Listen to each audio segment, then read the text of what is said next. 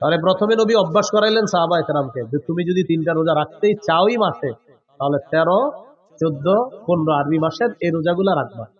আর হাদিসে আসছে মান সামা সালাসাতা আইয়ামিন মিন কুল্লি শাহরিন কানা কামান সামা দাহর, যে ব্যক্তি প্রতি আরবি মাসে 3টা রোজা রাখবে, এর মানে 3, 11, 33টা রোজা প্রতি আরবি মাসে 3টা রোজা। মা বোনদেরকে এই কথাগুলো বললেন, তারা এই রোজাগুলো রাখতে খুব আগ্রহী। পুরুষরা হয়তো কাজ টাজ করে, অনেকে রাখে না। প্রতি আরবি মাসে 3টা রোজা যদি রাখে কেউ, তাহলে 3, 11 কয়টা হয়? 33টা।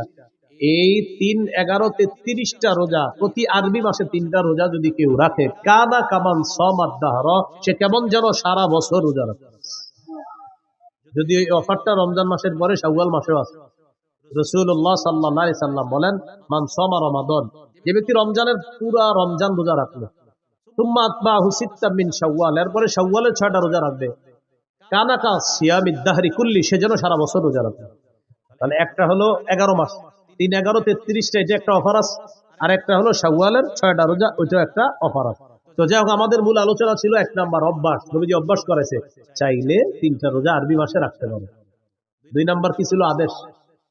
সহিহ বুখারীর 2002 নম্বর হাদিস, আয়েশা সিদ্দিকা রাদিয়াল্লাহু তাআলা আনহার বর্ণনা, তিনি বলেন, কানা ইয়াউমু আশুরা, আশুরার দিনটা এমন ছিল, তাসুমুহু কুরাইশুন ফিল জাহিলিয়্যাহ, জাহিলি যুগে কুরাইশরা মুহররমের 10 তারিখে রোজা রাখত। ওয়া কানা রাসূলুল্লাহ সাল্লাল্লাহু আলাইহি ওয়াসাল্লাম ইয়াসুমু, নবীজিও মুহররমের 10 তারিখে রোজা রাখতেন। খুব বুঝেন, জাহিলি যুগে কুরাইশরা মুহররমের 10 তারিখে রোজা রাখতো। আমাদের নবীজি সাল্লাল্লাহু আলাইহি সাল্লাম তিনিও রোজা রাখতেন। কবে? মুহররমের 10 তারিখ। ফালাম্মা কাদিমাল মাদিনা, নবীজি যখন মদিনা আসলেন, আসার পর দেখে ইহুদিরা মুহররমের 10 তারিখে রোজা রাখে। ফাকালা রাসূলুল্লাহ সাল্লাল্লাহু আলাইহি ওয়াসাল্লাম, নবীজি বলেন, আচ্ছা তোমরা আজকে রোজা রাখো কেন মুহররমের 10 তারিখে? ইহুদিরা জবাব দিল, হাযা ইয়াউমুন নাজ্জাল্লাহু ফীহি মূসা, এটা এমন একটা দিন যেই দিনে আল্লাহ মূসা নবীকে ফেরাউনের বাহিনী থেকে মুক্তি দিয়েছিলেন। ফাসামাহু শুকরান লিল্লাহ, মূসা নবী শুকরিয়া আদায় করার জন্য মুহররমের 10 তারিখে রোজা রাখছে। আমরা তার অনুসরণে মুহররমের 10 তারিখে রোজা রাখি। কাদের বক্তব্য? ইহুদি। আমাদের নবীজি বললেন, মূসা নবীর অনুসরণ করা বা তাকে মহব্বত করার ক্ষেত্রে তোমাদের চেয়ে বেশি দাবিদার, হকদার আমরা। সুবহানাল্লাহ। মূসা নবীকে অনুসরণ করার ক্ষেত্রে আমরা বেশি হকদার, মূসা নবীর সুন্নাহ পালন করার ক্ষেত্রে আমরা বেশি হকদার, মূসা নবীকে ভালোবাসার ক্ষেত্রে আমি আর আমার উম্মত বেশি হকদার, মুসলমান যারা। নবীজি গুরুত্ব দিয়ে মুহররমের 10 তারিখে রোজা রাখা শুরু করলেন। সাহাবীদেরকে আমারও বিসিয়ামিহি আদেশ করলেন, এখন থেকে মুহররমের 10 তারিখে তোমরাও রোজা রাখবা। অন্য বর্ণনায় আসে মুহররমের 10 তারিখে তোমরা রাখবা, যেহেতু ইহুদিরা রাখে তোমরা আগে পরে একটা রাখবা, হয়তো 9, 10 রাখো, না হয় 10, 11 রাখো, তাদের বিরোধিতা করো। বুঝে আসছেন? তাহলে এটা কি অভ্যাস না হুকুম? তাহলে 1 নাম্বার ছিল অভ্যাস, 2 নাম্বার হুকুম, আমারও বিসিয়ামিহি, এই মুহররমের 10 তারিখে রোজাটা রাখো তোমরা। 3 নাম্বার ফরজ, তবে একটু ছাড়। কাদের জন্য? ধনীদের জন্য। সূরা বাকারার 183 নম্বর আয়াতে আল্লাহ বলেন, ইয়া আইয়ুহাল্লাযীনা আমানু কুতিবা আলাইকুমুস সিয়াম, হে ঈমানদারগণ, তোমাদের উপর সিয়াম ফরজ করা হয়েছে।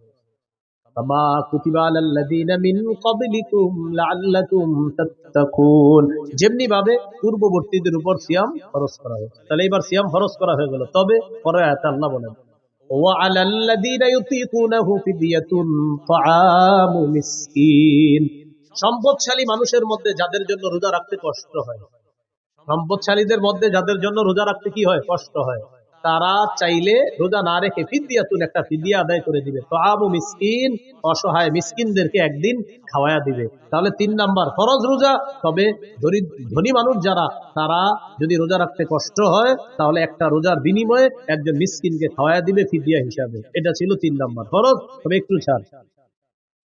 4 নাম্বার, ফামান শাহিদা মিনকুমুশ শাহরা ফাল্যাসুমহু।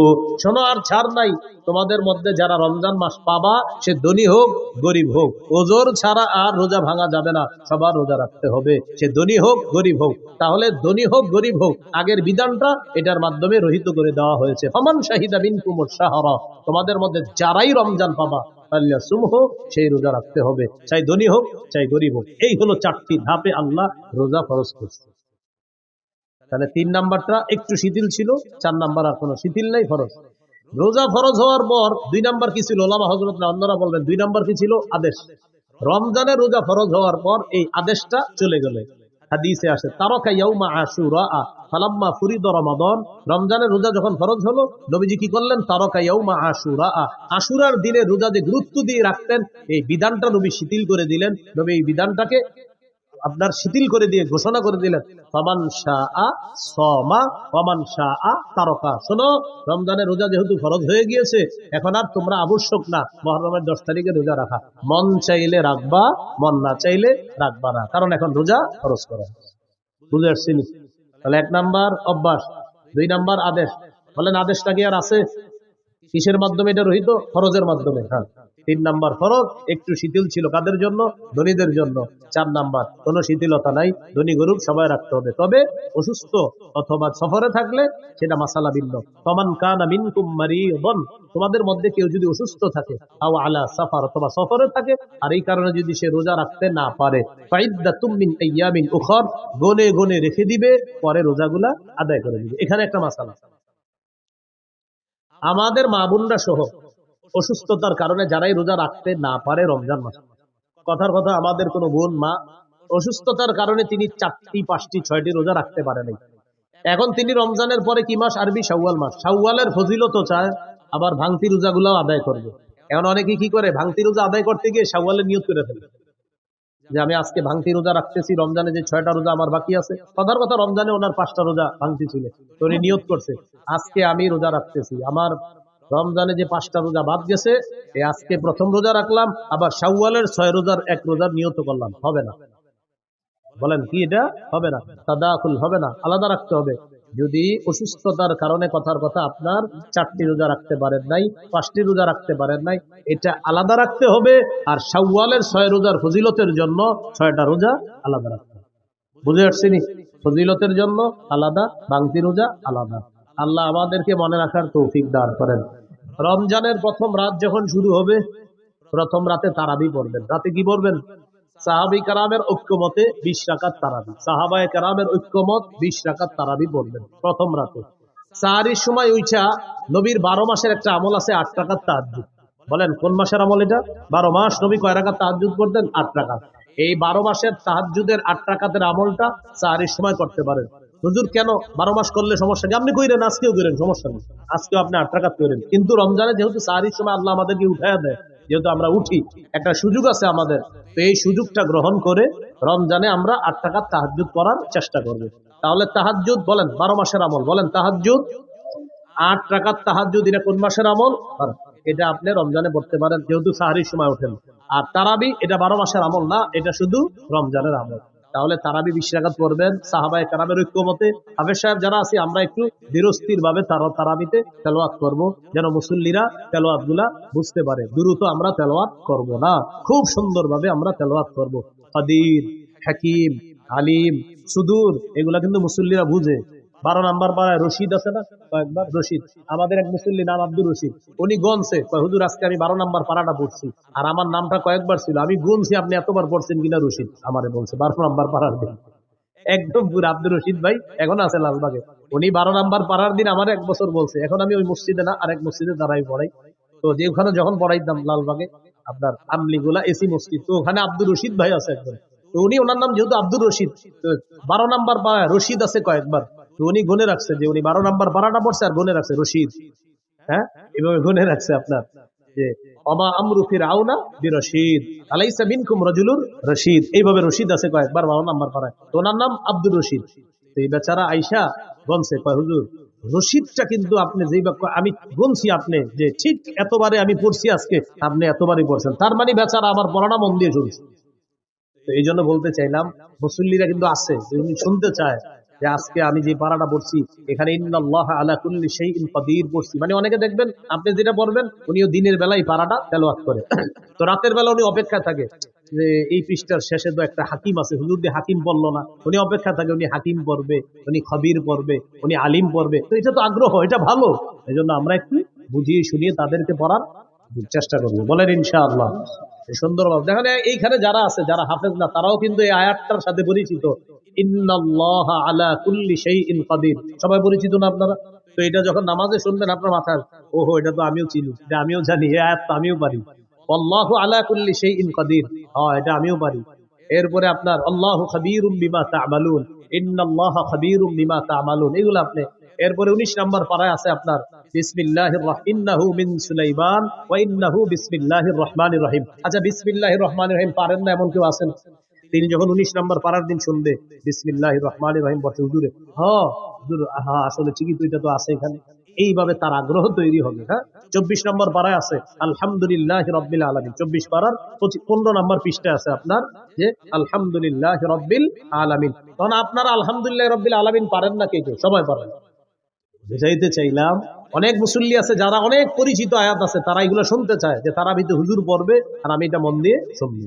তাহলে আমরা এইভাবে বুঝিয়ে শুনিয়ে একটু তেলাওয়াত করার চেষ্টা করব, বলেন ইনশাআল্লাহ।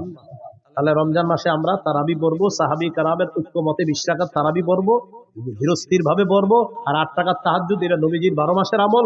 প্রশ্ন হলো হুজুর এটা 12 মাস করি না কেন? আপনি করেন, কোনো সমস্যা নাই, কিন্তু রমজানে যেহেতু সাহারির সময় আল্লাহ আমাদেরকে উঠায় উচি খাওয়ার জন্য 8 রাকাত তাহাজ্জুদ করার চেষ্টা করবে।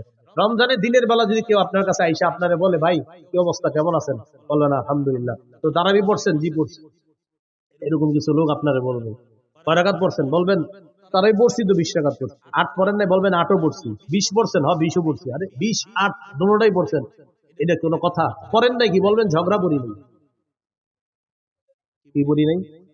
ঝগড়া পড়ছেন কি? বলবেন 20ও পড়ছি 8ও পড়ছি। 20 কি বললেন? বলবেন সাহাবায়ে কেরামের ঐক্যমতে 20 রাকাত তারাবি, এটা পড়েছি।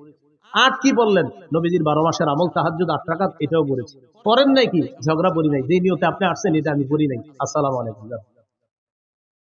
নবীজি বলে দিয়েছেন ফাইন সাববাহু আহাদুন, কেউ যদি তোমার সাথে ঝগড়া করতে আসে বলবা ইন্নী ইমরুউন সাইম, ভাই আমি রোজাদার, ঝগড়া করতে পারবো না।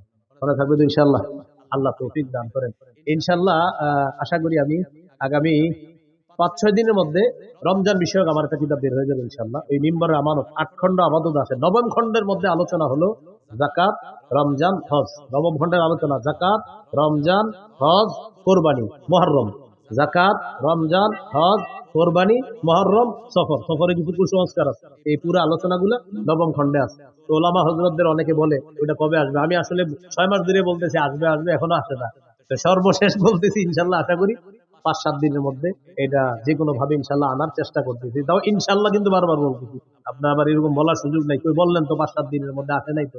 বারবার বলতেছি ইনশাআল্লাহ আসবে। হ্যাঁ এটা আপনারা একটু সংগ্রহ করে নেবেন। এখন ওই গাড়িতে 1 থেকে 8 খণ্ড আছে।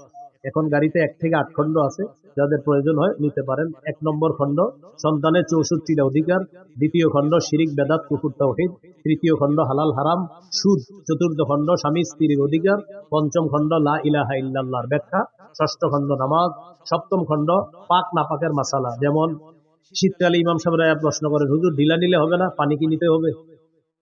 আর গরমকালে প্রশ্ন করে, হুজুর পানি নিলে চলবে না, ঢিলা নিতে হবে, করবেন কোনটা?